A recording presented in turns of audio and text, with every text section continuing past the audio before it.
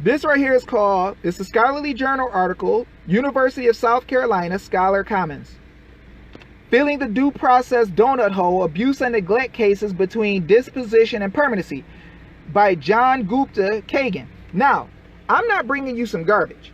What I'm doing is I'm bringing you scholarly journal articles. That's what I do. I love researching, and forgive my sweat, but this is important. I had to do this video and get it out to you guys. Now, we're going to see that there is no complete due process and no way to give us due process. Now, based on what I just read to you guys, I'm going to show you what these people are telling you that lawyers and regular people are going to see. Now, people want to tell us that we are in civil cases when we deal with the courts when it comes to CPS. No, we're not in civil freaking cases. Watch this. Watch this. Due process protections in abuse and neglect cases, the beginning and ends of cases. Watch this. Lawyers unfamiliar with abuse and neglect law would feel comfortable walking into trials held at the beginning and ends of abuse or neglect cases. Now, we're going to see something they're doing wrong to us. Watch this. They would see bench trials. Watch this. Bench trials that have due process hallmarks of most civil litigation. Now, watch this. This is where it's going to get ugly. A case typically begins with the government. What does this say? Formally charging. Formally charging. How do you formally charge? You make criminal charges against a parent, right? Watch this.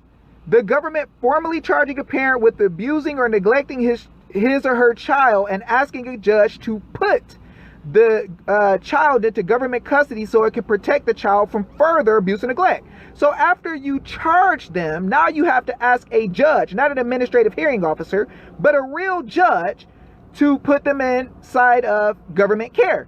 You can't just snatch the kid from the parent or say, hey, I'm going to ask the judge to remove the kid from the home because we want to and we have concerns. It says they have to formally charge. Now, why is this important? Because people are lying to us and saying that the state can write a permission slip that says that CPS can go in your house and take your kid. But remember, I told you guys that it had to be a court of competent jurisdiction that made the decision. And to formally charge, it has to be a criminal court. Watch this. Here's the 18 U.S. Code 3127, and it's going to be the definition of a court of competent jurisdiction. What does it mean? In the state, it says a court of general criminal jurisdiction of a state authorized by the law of that state to enter orders authorizing the use of a pen register or a trap and trace device. Can the freaking CPS court do that? No, they cannot. So what happens is that means that they are sneaking and tricking us into believing that we are in a court when we're not. It's the agency giving orders and they don't have the ability to. Watch this.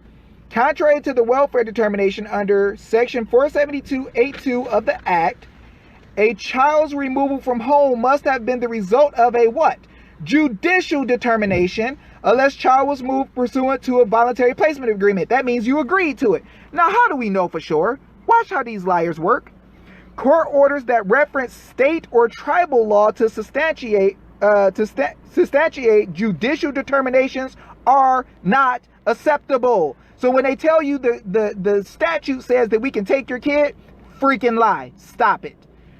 Even if the law provides that a removal must be based on a judicial determination that remaining in the home would be contrary to the child's welfare, or that removal can only be ordered after reasonable efforts have been made, you can't use that in these state courts to take somebody's kid. So when they show you this fake law in the statute saying, hey, our statutes, our permission slip written by the legislator who's selling business for us and hooking us up so we can make some private money and we can give them kickbacks, they say in their law, look at what the actual act says. The